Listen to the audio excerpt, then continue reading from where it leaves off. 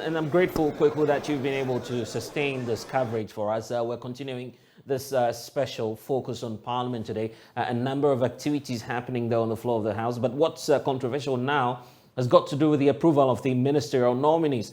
Speaker of Parliament there suspending seating for at least a few minutes. A number of concerns being raised there by the majority side of the House. There's that high suspicion that they may not have the full complement of their numbers, but we'll confirm all of that after the voting process is over. The majority is, however, accusing the NDC side of following party interest as against their parliamentary duties. These are the matters featuring on the floor of the House. As you can see, of course, some caucus meetings underway there just to finalize the voting process. I want to bring in now Samuel Obing, who's the Executive Director for the Parliamentary Network Africa, joining us as we monitor this. Sami, so you can see exactly what's happening there in Parliament. Are you surprised about the developments?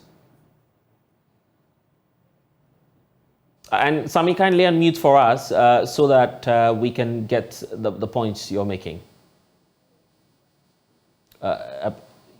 Sami, if you can hear me, kindly unmute for us so we can hear the points you're making, Sami.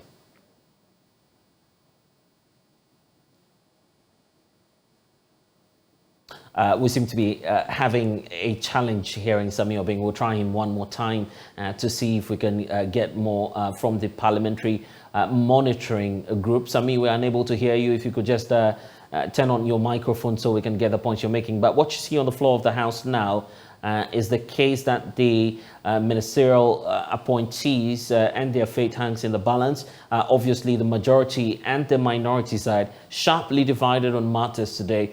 President Akufo-Addo's nominees will have to wait a few more hours to know whether they will make it through. On the floor there, you see Matthew Opoku-Prempeh, of course, having some chit-chats with the colleagues across the aisle. We'll be getting back there to get you the latest on that. But Sami Obing, if you can hear me, let's try one more time. Sami, so you've seen all of this unfold, but let's talk about the parliamentary requirements. What we're seeing now is a secret ballot. So what does the standing order say about this? Yes, Sami, we can hear you now. Okay, great. No, I think that matters relating to secret.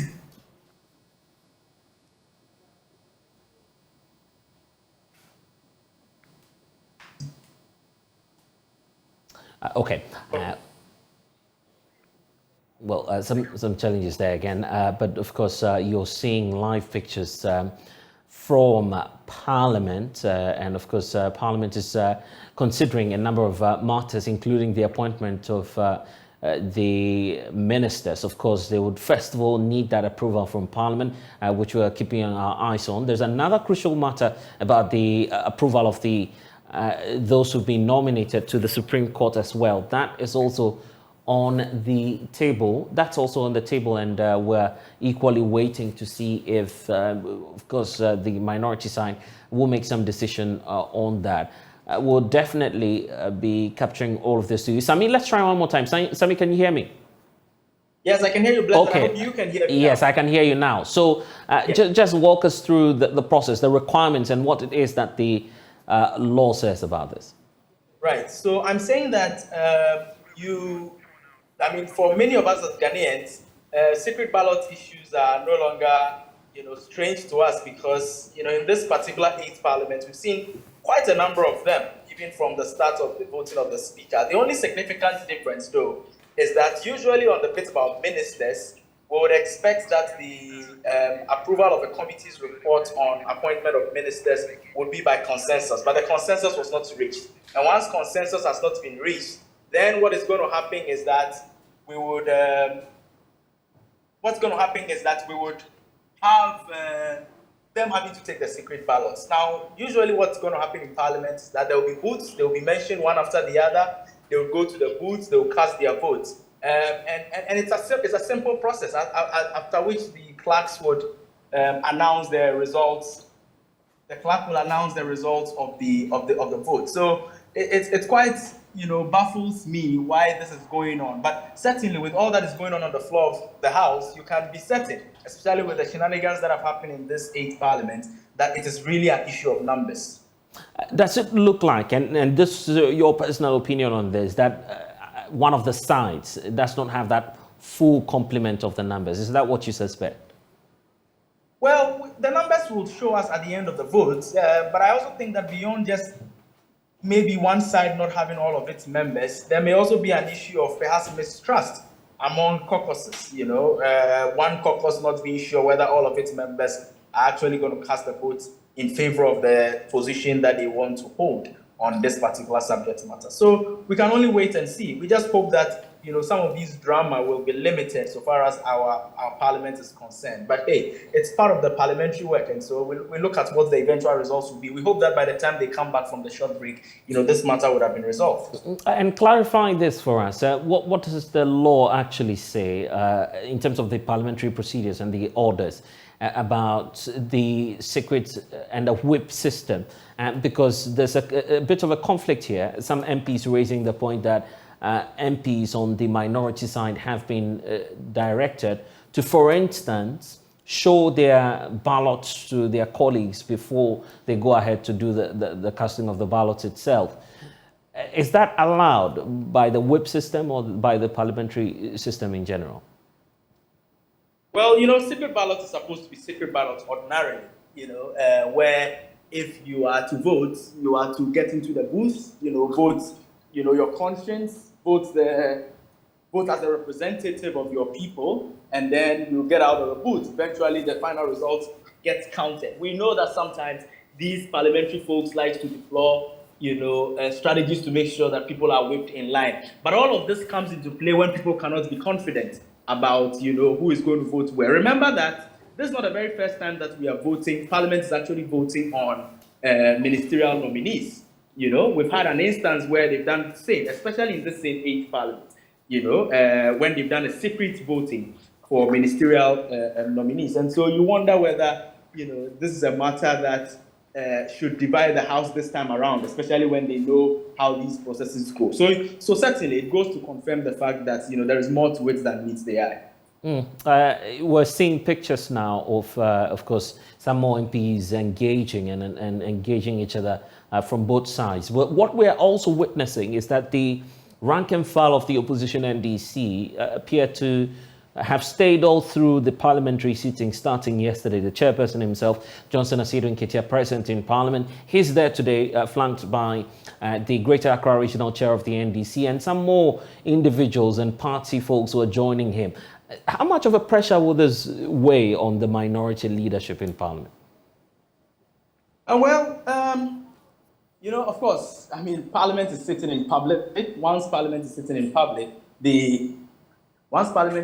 public, the public gallery is open to everybody. Of course, when party folks come to sit in like this, then you know that there's a big ticket issue that is supposed to come to play. We all know, it's not secret, that the NDC party has actually issued out specific directives to their members of Parliament on the way to go so far as this vote is concerned. And so, and they know, as experienced as they are, party chairman, party general secretary, being former members of Parliament, we certainly know that they know that when these things are going on, there may be instances where you just need to rally your people around and have some quick conversations.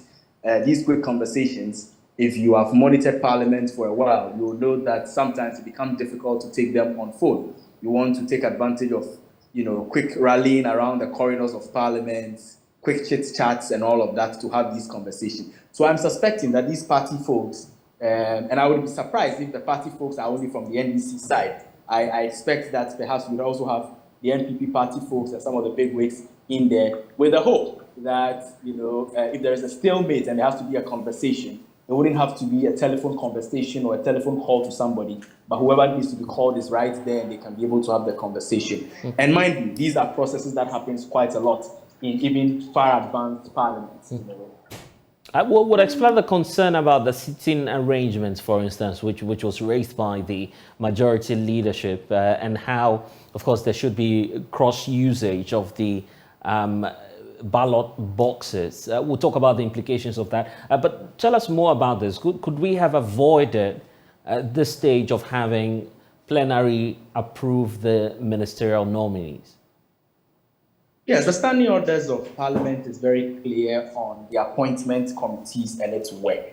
The standing order says that the appointment committee, after doing its work, would effectively present its report to the plenary. And in presenting its report, ordinarily the expectation is that there will be a consensus report which says that after vetting nominee A, B, and C, we have built a consensus that nominee A, B, and C should be approved. Where there is no consensus, then the responsibility, shifts from the committee proposing a consensus to the plenary to be able to actually cast a vote on the subject matter. And this is where we are on this particular issue. And remember, again, that this is not the very first time that Parliament is actually voting on ministerial nominees. Even this 8th Parliament. I think that the ministers serving in President Akufo-Addo's second term, there's been a number of them whose fate had to be determined through, ballots such as this. Well, some experts are divided about what this means for parliamentary oversight, with some saying that the extreme divides and sharp division that we're seeing in Parliament is not helpful to what's happening. Others also believe that giving this stance by the opposition, parliamentary supervision and the long-held perception that this is a rubber stamp house is beginning to change. Are you buying into that, looking at how rigorous even the vetting process was for these nominations? Any parliament that stampedes the work of the executive obviously would have reason to be worried about that kind of parliament. But however, it is also not to say that, in trying to avoid stampeding parliament, stampeding the work of the executive, everything that the executive brings must go through hook, line, and sinker. Parliament has a sacred responsibility to be scrutinous, to oversee the executive branch, and to be able to ensure that things are going the right way for and on behalf of the good people of Ghana. Now, remember that one stance that I have personally held, and I have expressed it a few times or a number of times on your show or on your platform, is that I find it worrisome when we have members of parliament whose role is to approve or disapprove some of these nominations come back to us as Ghanaians and on radio and on television are complaining just like we all are complaining about bloated numbers of government or bloated numbers at the Supreme Court and what have you.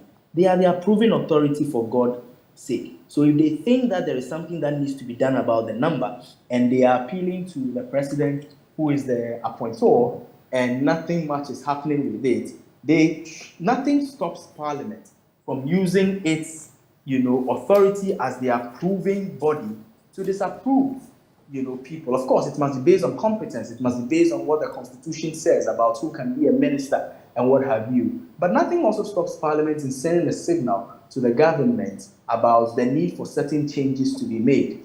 In many, many other parliaments, developed parliaments that have walked through this whole consensus building process, parliament executive relationship process over the years, you will find that when such heated situations are happening on the presence of parliament, sometimes you would have even the executive, moving over to parliament, having conversations. We've seen many, many times where in the United States, we've had, the executive branch, moving to Congress, to have conversations, discussions before very crucial votes, so that some amicable solutions can be reached, agreements can be reached on some of these matters. So for me, I would be surprised or disappointed if our elected representatives come back to us and say that, the numbers are bloated, and yet they do nothing when the opportunity comes for them to be able to show that, send a signal, these numbers must be checked. Quite a long day we have, Sami. Just hold on for us in your shots now. Live pictures from Parliament itself. The Speaker's seat is vacant, but it's quite a tiring job for the marshals, I can imagine, given what has happened in previous times. I mean, you recall that infamous, or perhaps that moment that Ghanaians will want to, well, not necessarily relive, but really for comic reasons, when we saw that ballot paper snatched on the eve when the speaker was being elected. I guess that's why the marshals have increased on the lighter side, isn't it? well, I mean, the marshal department have always had quite a number. Yeah, but I see more numbers yes, now. I see more numbers now. It was worrisome, the scenes, and I think that we need to start seeing evidence that security on the floor of Parliament is being taken seriously. Any moment from now, we're expecting the minority leader, Dr. Kesela Tuforsen, to address the press. But let's talk about the Speaker himself, Speaker of Parliament, Alban Bagbin. Quite a stern position is taking to be the middleman here. Do you see that independent posture of the Speaker throughout the sittings? Well, the Speaker himself has said that if the expectation is that he will be a neutral speaker, that expectation will be wrong. But if the expectation is that he will be an impartial speaker, it is an expectation that he can live with, because what he promises is impartiality and not neutrality, because everybody knows his stance so far as party affiliation is concerned. I think in crucial stages such as this, the critical role of the speaker is the hallowed responsibility of interpreting the standing orders, interpreting the rules of the House, and ensuring that the rules of the House are followed, to the latter. And that is what I will actually expect. I've seen that in many times the Speaker has actually given some very interesting concessions, for the leadership of, either side to be able to do one thing or the other, just to be able to try and build consensus, including suspending sittings a number of times, just so that they can be able to have backroom conversations and all of that. I expect that his experience as a speaker who has been in that particular House since its inception in this fourth Republican dispensation would come to bear in calming down nerves, calming down tempers, and being fair so that certain things can take place. And Parliament and parliamentarians must recognize that, unlike the past, where we can only hear what's happened on the floor of Parliament in evening news, on channels like yours and what have you. Now, people can watch them live on channels like yours. People can watch them live on the Facebook platform, of Parliament itself and what have you. And so we can see it when our members of Parliament are misbehaving. We can see it when our members of Parliament are not, comporting themselves and are putting up acts that makes us cringe. And so they must be minded about these things, especially also as they are expected to go to the polls at their party primaries level, and then eventually to the national polls to be elected. Some of these things can have a very major effect on the high attrition rate in Parliament that many of us have been speaking about, which is a canker to effective parliamentary development. Yeah, and we still have some MPs missing on the floor of the House. Is it surprising to you that, given these crucial matters that are being decided, you were still not able to find some of the MPs present to decide and to make the voice of their constituents count? Well, I personally await the votes and proceedings of today's sitting to be able to identify exactly the members of Parliament who are absent from the floor of Parliament. But yes, it is expected that every whip worth its or her salt, every parliamentary caucus worth its salt, in critical times like this, will be able to marshal their numbers. But it's important for us not to deceive ourselves that all is well in this Parliament, even for both caucuses. We know that the majority caucus is struggling very much to be able to have their numbers intact.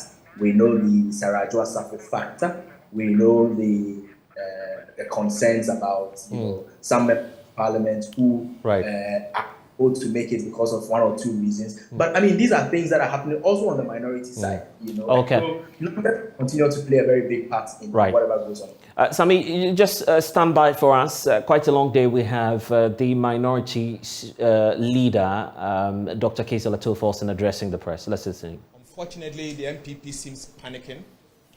They are afraid of their own shadows, and they are trying to run away from the vote.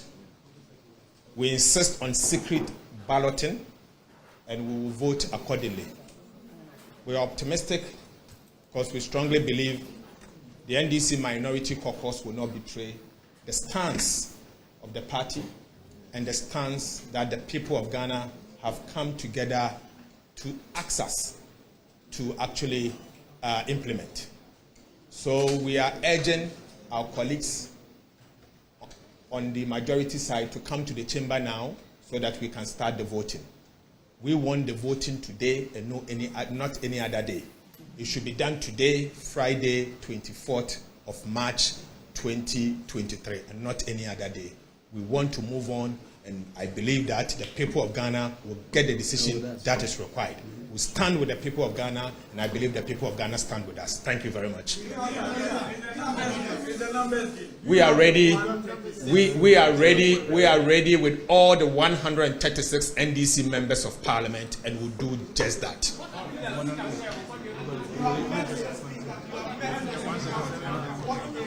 I can only tell you that we are ready to take the vote now. Thank you very much.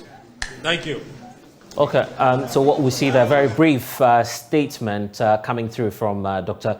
Kaysel Atuoforson, who's the minority leader. And Sami, there you have it, that assurance and stand warning by the minority this time around, interestingly, to the majority side. They want to have the votes now. What do you believe may be accounting for this level of confidence? Unusual one, of course, on the side of the minority. Blessed, you know, I've always maintained that in Parliament, strategy is as important as your argument or your ability to debate. Recall that just last night, the minority were insisting that the votes should not be taken last night. They cited many reasons, including the fact that the House has sat for so many hours and members of Parliament who are also Muslims, you know, needed to break their fast and what have you. And of course, impress on the speaker to only take the debate so that the decision can be taken today. Today, they are all, you know, pumped up. And the side, which is the majority side, that wanted the votes taken last night, is now also, you know, trying to play a game. Certainly, whenever this happens, and if you monitor and follow Parliament, you know that something is amiss. It is either some don't have the numbers, it is either somebody does not trust the numbers that even they have, if they have all of the numbers, you know, and remember that the results of a vote like this could have a telling effect on even the very core structures of political parties. Parties are now voting even flag bearers. You know, these things can have effect on who becomes a flag bearer, who is deemed to have, you know, a better grasp of the parliamentary caucus and what have you. All of these dynamics plays out. And so you certainly know that leadership of caucuses will be particular in playing their tactics right in crucial times like these. We'll be crossing over to get some live pictures from Parliament shortly, but you're hearing the voice of the Executive Director for the Parliamentary Network Africa, Sami Obingo, is helping us analyze all that's unfolding on the floor of the House now. Speaker of Parliament taking some 15 minutes break just to allow for the rearrangements and necessary procedures that will allow for this voting. Secret ballots, we're told, to decide the fate of the ministerial appointees. We see Katie Hammond in white for today appearing in the House. Sami, it looks like he's confident that he'll make it through. Blessed, would you not be in white for your approval day? Would you not? Well, we all wish him the best, but now the minority says it's not about friendship. It's got to do with the principle. Do you feel that the principle of the minority side is grounded? Many say that, well, all of this is coming through from the party headquarters, a reason for which all that's being done now is done under the consideration of the NDC's concerns? Well, I wish that this principal stance had come earlier. I personally wish that this principal stance would have been exerted at a time when the numbers kept going up and up and the country was being landed in a ditch. Yeah. I certainly wish that this principal stance would have come much earlier. But like they say, better late than never. And, we've seen many instances also of this current minority in this 8th parliament, sometimes taking some very principled stance, and then at the very 11th hour, people get disappointed. And so we look to see what the eventual result will be. Right. And now to the issue that the minority leader has just spoken about, the fact that the votes must be taken today. What are the provisions within the law? What happens if the secret ballot is not taken today? Oh, well, but the decision on when the vote gets taken is in the hands of the speaker, and the speaker has actually ruled that the vote gets taken today. In fact, the processes had almost begun because, at the time that it's truncated, they were just about mentioning the names of members of parliament to be able to take the seats, to be able to get to the polling booth to cast their ballots. And so that decision is in the hands of the speaker. Remember that, of course, for the majority, just like it happened on the 9th of 6th January eating into the early hours of 7th January 2021, they are the ones who do not have the luxury of time because they are governing. Parliament is expected to adjourn, I understand, sometime next week. Ministers needs to be approved to start work, and so they don't have the luxury of time. And should this be postponed from today to any other day, of course, if it gets postponed from today, the next possible day will be Tuesday because the House ordinarily do not sit on a Monday unless for special consideration purposes. And so all of these dynamics come to play, but the buck stops with the Right Honorable Speaker, who is the moderator, who is the interpreter of rules. He's not supposed to participate in the debate. He's not supposed to be seen on one side or be seen actively involved in what's going on, but he's supposed to serve as the umpire who ensures that fairness, adherence to the rules in Parliament are all, taken into consideration.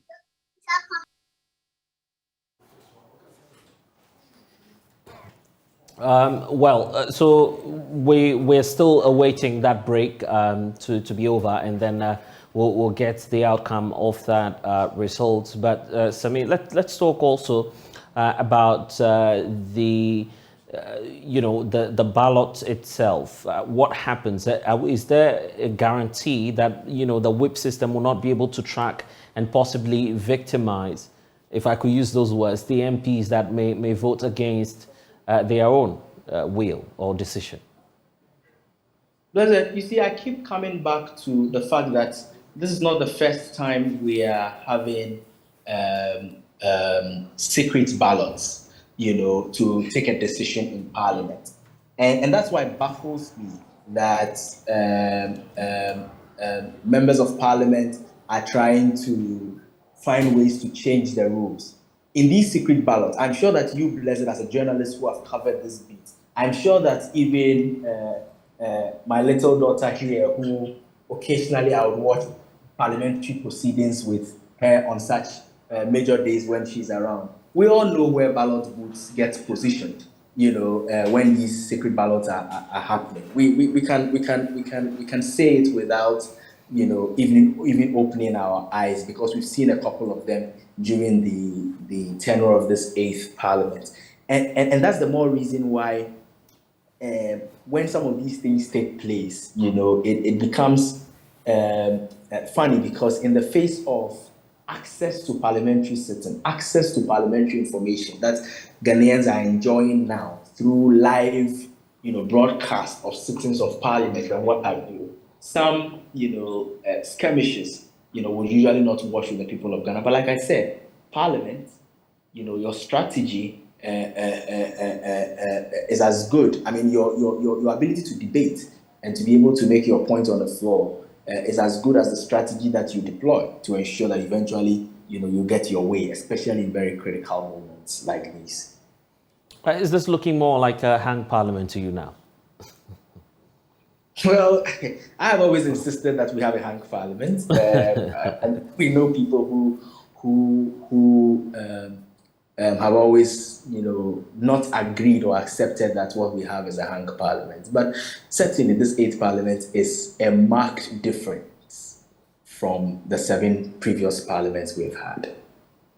And on that score, what's your outlook, even for how what's happening in Parliament now is likely to inform voter decision going into the next elections in 2024? You feel that there'll be more demands on the part of the MPs? Well, I think that eventually we will get to recognize that apparently more can be done by Parliament. Apparently more can be achieved by Parliament. And that, unfortunately, in the past, we're being shortchanged a lot. The energy wells situation that has just recently come up, and the insistence of some parts of Parliament on that contractual arrangement, and government committing state resources and the blocking of same, and the results that we are seeing today, issues around e-levy, and the fact that the rates could have, the rate eventually came down, and all of these examples are showing us that Parliament, when it wants to, when it's effectively constituted, can be able to play that oversight role, which is part of the 3 main functions that Parliament plays: oversight, representation of the people, and of course the lawmaking function. And because of that, I think that for well-meaning Ghanaians, these will play out on our minds when we go to the polls, in 2023. Obviously, nobody expected the kinds of numbers that we have in this current Parliament. In fact, I don't think that anybody can convince me that there is a particular way or strategy that can be adopted to ensure that we have similar numbers or similar systems going into the future, simply because you will not always have 137 members of Parliament on either side, with 20 of them on either side being women and 117 of them on either side being men, with just a single, independent member of Parliament being the separating factor and what have you. But what this would also show is that our people will now be minded to say that, look, we would want to keep members of Parliament who are doing the bidding of us, the people who have sent them into Parliament, so that they will stay in Parliament more. And those who are not doing our bidding would want to withdraw them. And so now, I think that to be more about individual members of Parliament and their faith, and how they are able to show to their constituents that for the 4 years that you gave me the mandate, I went out there and I represented you, and I represented you good, rather than people getting to win. Of course, there are some constituencies that people would simply win just because they belong to a particular political party, and that particular political party usually will win in a particular constituency after they have won the primaries. But even with those examples, you need to go through the hurdle of the primaries, and so now individual members of Parliament can take their fate and destinies into their own hands, can show that they are worth their salt, can show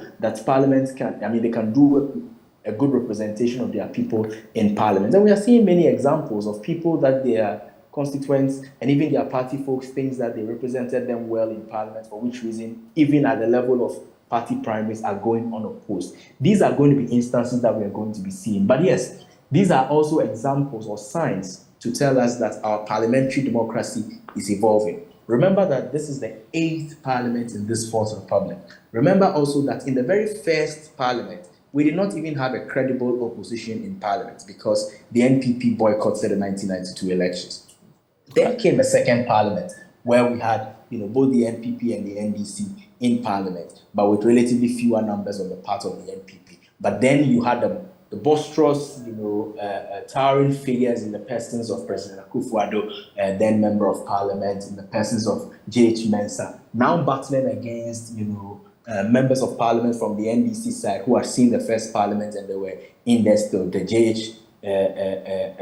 Also Champons and co.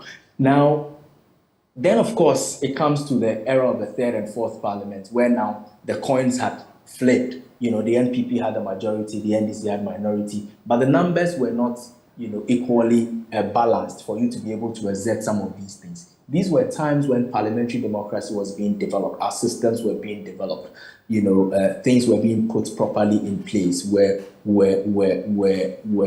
nursing the kind of parliamentary system that we had. Of course, we saw a lot of rubber stamp situations during these periods. But now we have been able to come to a point where now we don't have 164 as against 169 as against 131 or so, which now give, or 109 161 situation, which gives one particular party a big superiority over the other, for which reason minority will always have your say, but majority will have its way all the time. Now everybody will have their say. Now everybody can have their way if they want to have their way. And that is why now accountability, when it comes to parliamentary accountability, or governance accountability, will not only be on the governing party who is handling the executive branch, but also on the minority in parliament, because they have the numbers to be able to insist that certain things must not be done in certain ways. And they must be able to use that power to ensure that the people of Ghana are served better. There's a lot more that will be happening. We see that, of course, the place is being readied. I mean, the floor of the House is being readied for that crucial ballot to take place. For now, the crucial decision is on the ministerial nominees. But I'm just wondering, will this mean that the next round, even on the appointment of the judges, will still go through the same procedure? Yes, so they are agreed in principle that there are two votes that are supposed to be taken. Earlier on, if you follow the proceedings, the majority side was arguing that both votes should be taken at the same time, except that when you go to the booth, you would be given two ballot papers, so to speak, and then you take a decision on the ministerial bit, and then eventually you take another decision also on the judges' bit, but you don't go there twice, so you go there just once to save time. The minority insisted that no, they were not going to allow that. These are two separate motions, these are two separate reports from the appointments committee, and that each one of them must stand on its own merits. The speaker, when called upon to rule on the matter, agreed with the minority and said that, well, the first motion on the ministers was taken yesterday, the debate happened yesterday, it's a separate matter from the judges, which happened today, and for which reason the first one will go on, the ministerial one will go on. When they finish, they will now also call each one of them again to vote on. In fact, he was actually going to declare the results for the ministerial one. When he's done with that, they will now call for the judges, and he will declare the results of that as well. So certainly, knowing that all 274 members of parliament would actually be called one after the other on two occasions, we are in for a long day. Just before I let you go off briefly, we're seeing that all is getting set now, but still some members of the majority side not happy about the procedures. So you see the live pictures on the screens right now. Ibrahim Mutala Mohammed and also Suhini there on the floor of the House, raising some concerns about the positioning of the ballots. It's not turning out to be something that we wished for. Ahmed Ibrahim, the minority, deputy minority whip, also coming through, pleading with his colleagues to allow the arrangements to be as it is. The former mayor of Accra himself, Mr. Van der Poy, also there. And we're not too clear of what the minority's concerns are. But we see that gesture from Ahmed Ibrahim saying, leave all of this to me, I'll handle them. Sami, I guess that's what you also see through the gestures. Well, yes, but I also see the Deputy Clerk of Parliament in blue, Mr. Huma Jetro, also making some gestures. Of course, now it has shifted more to the majority side, where you're seeing the Deputy Majority Whip, Lydia Al-Hassan. I don't know who is facing us with his back. It looks like Honorable Suhini. But yes, there is certainly disagreement on some positioning issues where we do not know what it is. But you see, Blessed, with some of these things also that goes on in Parliament, I dare say that some of them are also self-inflicted. And it's important that we speak truth to power, to these are parliamentarians, to the Right Honorable Speaker, to the parliamentary institution on some of the things that they are not doing right. 6th and 7th January 2021 happened. A lot of mess happened. We saw how members of parliament misconducted themselves. We saw ballot snatching. We saw disrupted elections. We saw the conduct of, of parliamentary staffers. We saw the conduct of strangers on the floor of parliament and what have you. Parliament decided that they would interrogate this and come up with ways around it. 2 years and months down the line, we've heard absolutely nothing from Parliament, perhaps simply because it is an issue that has gotten to do with their own. And so once it has gotten to do with their own, they certainly would not want to crack the whip. And they think that we are forgotten. And this is the time that, influential platforms like yours, civil society organizations like mine, well-meaning Ghanaians like those many hundreds and thousands of people watching your platform will now have to come up and say that, Right Honorable Speaker Barbien, this is not what you promised us. When you came as Speaker, you said that what went on that early morning of 7 January was an eyesore and that it will be investigated. At some point, we were told that the leadership had been asked to investigate it and come to us on the matter. Till date, nobody has said anything to the good people of Ghana.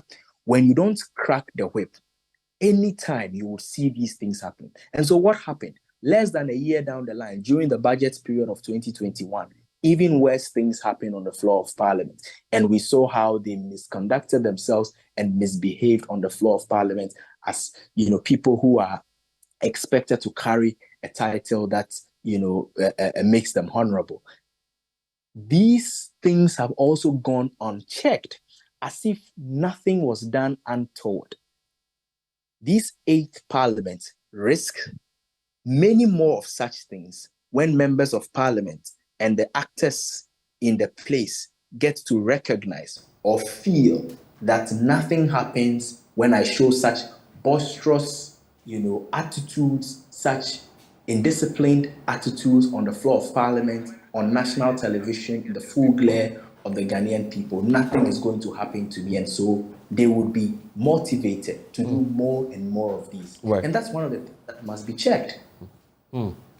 And it's set to be a long day. Sami will reconnect with you after this voting process. I'm so grateful for your time here on the JoyNews channel. For those of you who are watching us, you just heard from the Executive Director for the Parliamentary Network Africa, monitoring what's happening in Parliament right now. As you can see on your screens, all is being readied for that crucial secret ballot on the ministerial appointees. But there's a lot more happening and set to unfold beyond the approval of the judges of the Supreme Court as well. There are